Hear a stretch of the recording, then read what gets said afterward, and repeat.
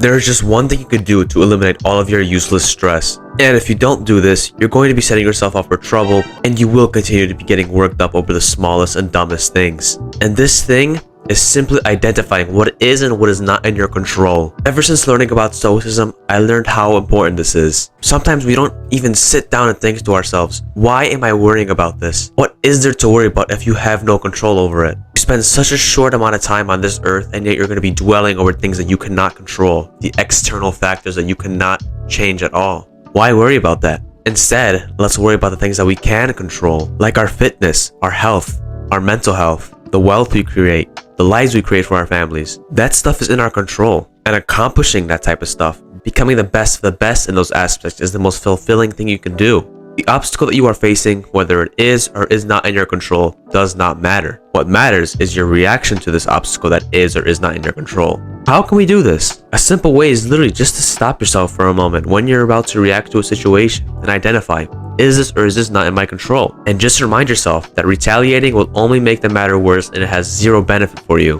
When you are faced with more long-term obstacles, or you just have more time to identify a situation, I recommend journaling. As you are journaling, analyze these problems and come to the conclusion, are these problems in your control or not? Then think and write the best thing you could possibly do in a situation to solve it or to lessen the severity of it if it's not in your control. By identifying if problems are in or not in your control via journal, you give yourself more time to think, and you also give yourself more time to delay a really reactive emotion to a bad situation that can only make your matters worse. Journaling also helps us find the best possible solution that we have in our current situation. When you're about to react to a harsh situation that you're put in, just ask yourself, will showing emotion actually do me any favors in this situation? Just asking yourself that question is going to stop you from reacting like a child to your situation for sure. Once we develop this mindset of only caring about problems that are in our control, you begin to realize that you've eliminated a lot of your anxiety. Now, if you want to do even better favors for yourself, you can pick problems that truly matter to you based on your values and your purposes to then help you to grow.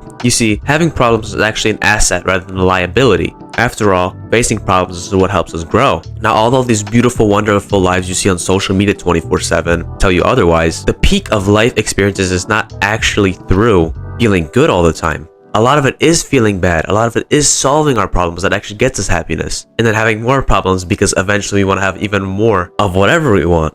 I've said it in a video already, what makes us feel good inherently will make us feel bad. That video about how problems benefit us and how to find benefit problems is in the description, and you can also check it in the comments down below. It heavily relates to what this video is about. Highly recommend you check that out. But that is it. Constantly analyze whether your problems are in or not in your control, whether it be in your head or by journal, and base your life based on that output that you got from your analysis. Trust me, just take this one step and your anxiety will plummet down massively. And the only anxiety that you'll have will actually be beneficial to you. You'll have problems that you actually need to face in order to grow. I hope you enjoyed this video, and I'll see you in the next one.